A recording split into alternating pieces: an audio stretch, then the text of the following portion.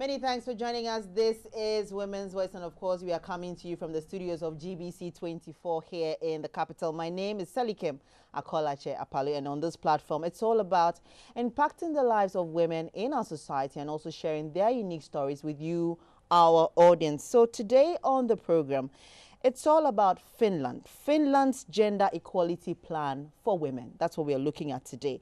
Equality between women and men is a crucial part of the Finnish welfare state model. The objective is that women and men should have equal rights, obligations, and opportunities in all fields of life. What can we learn from Finland women? How have they utilized this opportunity created for them? Well, they're joining us here in the studio to tell us all about their stories, their experiences, and also probably we'll be learning something today. So to my extreme left, I have here in the studio Kaisa Viitanen. And she's a freelance journalist from Helsinki in Finland, writing for women's magazines and an activist for the Amnesty International. And she's also a proud mother. You're welcome. Thank you very much. Also with us here in the studio is a woman who has spent a lot of her lifetime living outside the country, but she's born and raised in Ghana. Christiana Champo is a social worker and researcher, and she's lived in Finland for a while. She's also a mother, proud mother of 4. You're welcome, Christiana. Thank you. And also here with us, I have Sana Valtonen. She is a media scholar and teaches at the University of Helsinki in Finland, and she's also married with 2 children. You're all welcome to the program. I'll begin with you, Kaisa. What do you love about Ghana so far? Well, Ghana, first I think because I have a Ghanaian man in Finland, Right. he brings Ghana to my life every day. Right. So I have learned a lot about your country through him. Right. And so I think it's kind of a wonderful culture. And but this is just my second visit here. Your second visit. Yes. Okay, so I'll come to you, Sana. What is your favorite meal so far?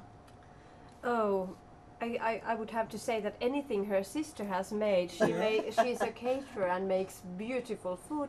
But the fish with, I don't know the name of the food, but fish with spinach and garlic and chilies. Okay. The really nice. Contemporary. palava sauce. Yeah, I like it. The palava Palava sauce. sauce, yes. With Yeah. I think smoked salmon inside and Okay, yeah. so Yeah. Christiana, these are your friends. Yes, they are. And tell me about how you got to meet them and then why they're here. Well, I lived in Finland, as you said, and Right. well, you know, it's you meet people from all walks of life. This is one of them that I was very fortunate to meet very wonderful, strong people that I feel very much, you know, alive with, and you know, like-minded people. And I met Sana. Her child actually goes to the same daycare. My daughter and my children were going to, but we never really contacted personally until we crossed paths with Yeah, some the last immigrant. month. Yeah, Yeah. the very last month before I left Finland is when I met Sana. Right. But it was like we were always meant to meet. Yeah. So I'm very happy I met her. Right, so Yeah. we know about the opportunities that the law in Finland has created, but for those who do not know, Sana, let me come to you. What exactly is this law about, and what does it mean for women and men in Finland? It means that in every public decision they make, we have to think of the gender sort of outcomes of a decision. We have to sort of evaluate whether it produces equally positive outcomes for women and for men. It means that in every single thing, we have to think about the sexes and their equal possibilities. And I think it's nowadays more like not only the plan or the law, but the cultural practice that in which the equality has embedded in various ways, so that in most of the situations it comes naturally. But we still, I'm not saying we don't have problems. We can talk about them for ages. Right. We have so many problems still left. But still, if you look at the very sort of rough level, I think things are pretty nicely in Finland. So you're Kaisa, you're saying that women have equal opportunities like men in Finland? Is that what it looks like? Or It looks like that. If you Right. look at the school and how children grow, even nowadays, if you go to university, you see more girls there because women have taken it over, and there are more girls studying. And nowadays, if you think students at the education Yeah. studies, Right. there are even more women going to be teachers. So nowadays they have to support boys to come because they also want men to be teachers. So if you're a boy or man in Finland, you get extra point if you want to apply to a teacher's academy. Well, that's Isn't that interesting, and that's a world funny? of difference. Yeah. For you, Christiana, I mean, when you got there and you noticed that this is how things are, how did it first come across to you, coming from a background like this, born and raised in Ghana? Well, I know you know the history, I don't have to tell, but being born here, you know, a woman is supposed to behave and you are supposed to act a certain way, or you sort of know your place in the society. But then I got there and I realized, okay, this is a different, I can be me. You know, that is just one thing that I took from there that I was happy, because my first country was Norway, but it's the same cultural system. And I realized that I can actually be me, and I didn't have a voice. At the age of 19, when I left Ghana, as a 19-year-old lady, I did not have a voice. I found my voice only after being there. Right, Sana. So you're saying that men don't have issues. There are no issues there. Are there issues there with men thinking that women are occupying so much position in public office? Yeah, I mean, we have even been even talking about that, Right. that men should be supported because Exactly. women are sort of taking over in so many fields of culture, not in the economy maybe, and maybe Right. not in the some sectors of natural sciences, Right. but in most academic fields and in most fields of life, there are more women that are highly educated. But then it doesn't mean that there are more women at the top positions in Yes. companies We and still have that glass organizations. ceiling. You still have You know, that the glass glass ceiling ceiling, to you break know, through. the But CEOs. shouldn't it be easier for women in Finland to break through that glass ceiling? What stands in the way for you? Yeah, I think Yeah, you it's could. the Well, tradition. she can like- always add, but you can begin and then. Yeah. Right. Yeah, I think the problem is that when you think at the big bosses level, there are more men. So often they think that we need more guys here, and they don't recruit women. So it's a tradition, and maybe they think that for women they cannot devote their whole life for work. Yes. Yeah. And That's what I think that too. if you have a family life, you cannot devote yourself fully to Exactly, the yes. workplace. Yeah. Let's come to family life. I mean, this perception that women can't mix corporate life with family life and all that. You have been there. You were raising your kids there. What was it like? How different do you think it would have been if you were back home? Well, for personally, I Right. think I would get help here. So for an immigrant over there, maybe I would say for the average Finnish woman, it's easier than it is for an immigrant woman, because I didn't have the social network with me. My parents were in there, and I didn't have the cousins, siblings to live to. But I think at the same time that it was easy over there, or I could equally ask friends. It was easy, and then the idea that I could still study and have kids. I could still, you know, that is just the thing. It wasn't bad for me to be pregnant and be going to lectures, you know, and be working out. You know, it's normal, very, very normal. Right. So maybe that's just. I've been teaching with a nine-day-old son in my lab, so I've had Yes. a lecture. He was only 9 days old. I forgot to cancel that, and then I got a call that, well, You were are you in coming? the lecture. No, Yes. clarify this. You were in the lecture Yeah, hall. I was lecturing with With a my baby. Yes. He was And 9 it's days okay. old. Wow. Because I simply forgot to cancel. They called me and said that, well, how do we organize these things? I was like, oh my God, I have forgot to tell you that I was pregnant and now I have a 9 days old son. And Yes. well, then we traveled to that city with my husband, and he was like taking the son out, and I was Right. giving the lecture, and then he gave it to me when he was starting to cry, and then he was really calm in my lap. Yeah. And I Okay. just wrapped him and talked. There were 200 people with me. Yeah. And they didn't have any problem with that. No. It didn't look odd. No. Kaisa, you have one child. What have been the experiences for you? She's just shared an interesting one. Yes. Well, I always thought that I will never want to have a child. I was never child-friendly person. But when I became older, 37, then I thought maybe I should try that I don't lose the opportunity. So then I became pregnant, and the baby was born 1.5 years ago. And Harun, my boyfriend, was there taking part of the delivery in the room.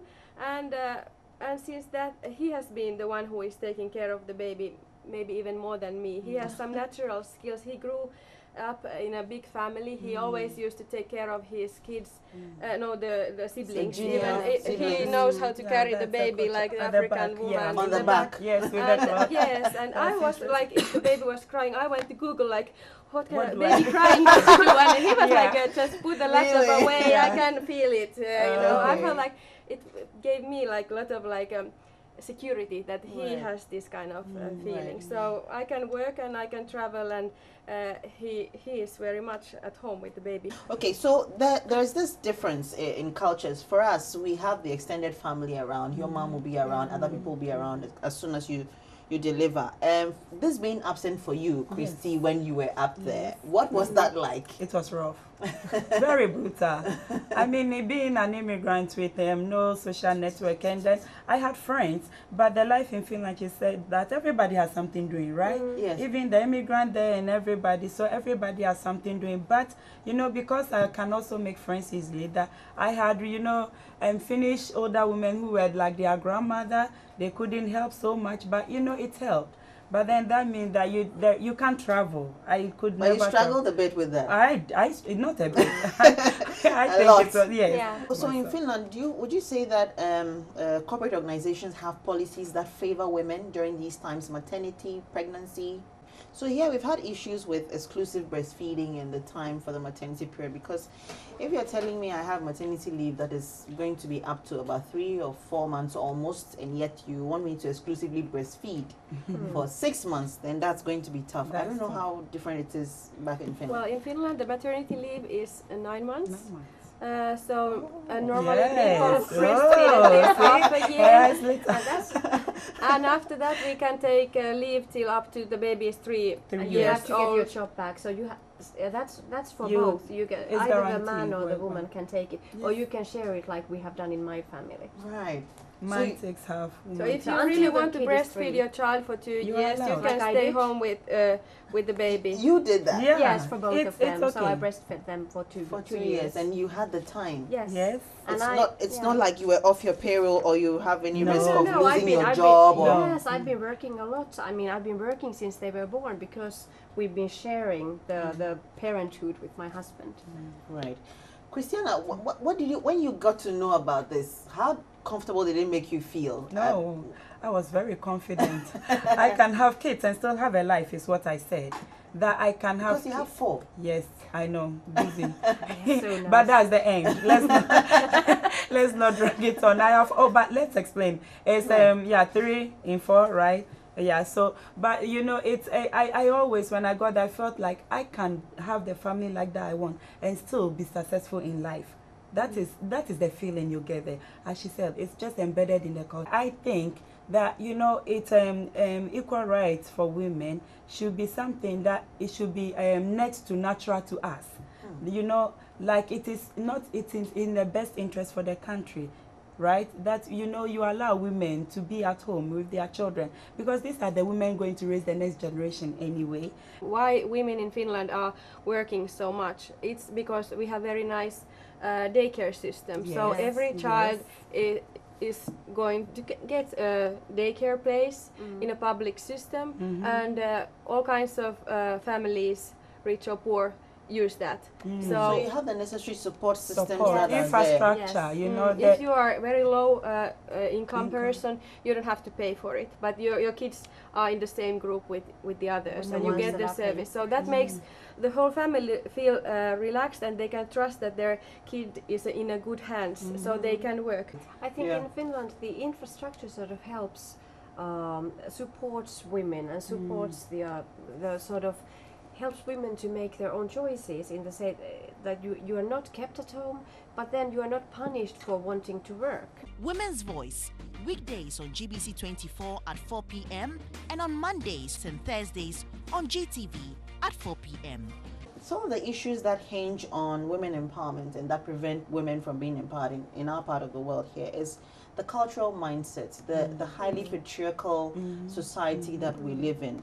But there are people who argue that when you look at how we raise our boys, if you raise a boy to think that a woman's place is in the home, he's going to be that kind of a man?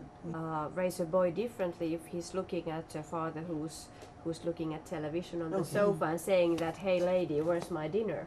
I mean, Yes. if women have Yeah. to take all the chores at home, and it's not upon the women only, it's upon the specific family, Yes. how you're raising your boy and how you're raising your girl. If you sort of have, like Christiana has boys, he has a boy and 3 girls, and I have a boy and a girl, they have similar kind of chores. They all have to do something, and it's not so that I ask the girls to be the little maids and then let the boy go free. It doesn't work that way, and your husband has to be in.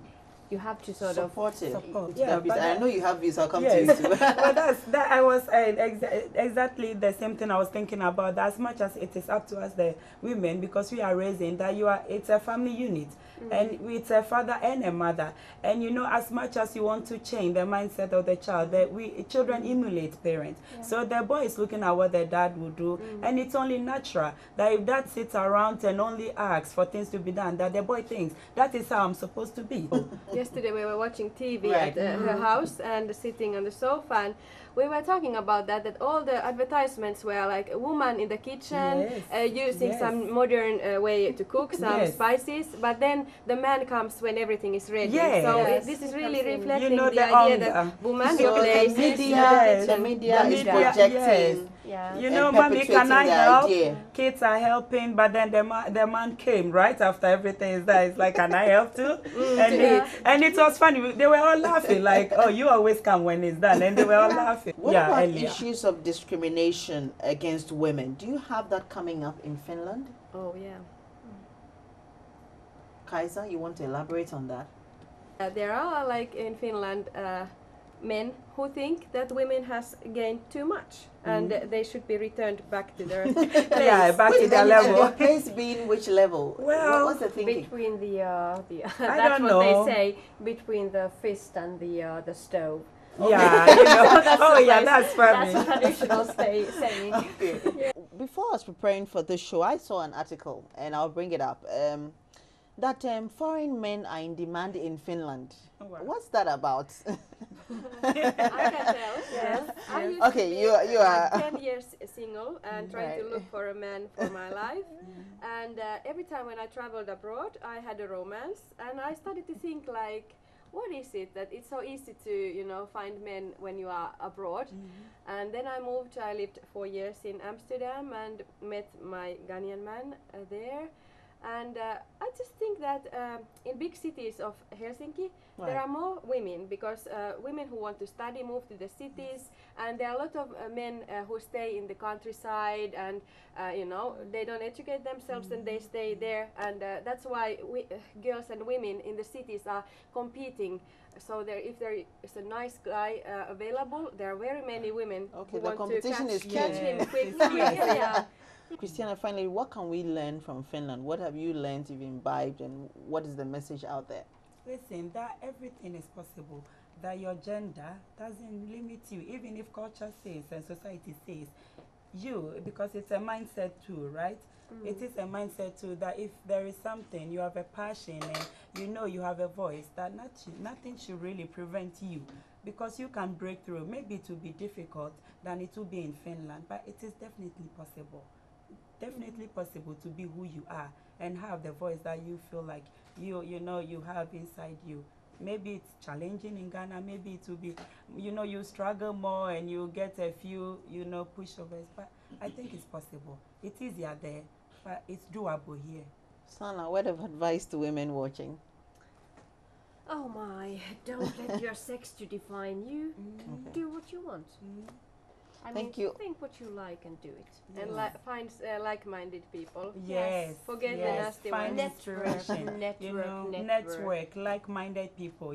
Find your inspiration. You need something to grab onto so that nothing pulls you away. You have a driving force. That's all you need, a driving force. There is a passion, follow it, go for it, and society will say no. You say I can do it. Thank you very much all for being here. Kaisa, Christiana, and Sana for being on the program. It's been a pleasure hosting you.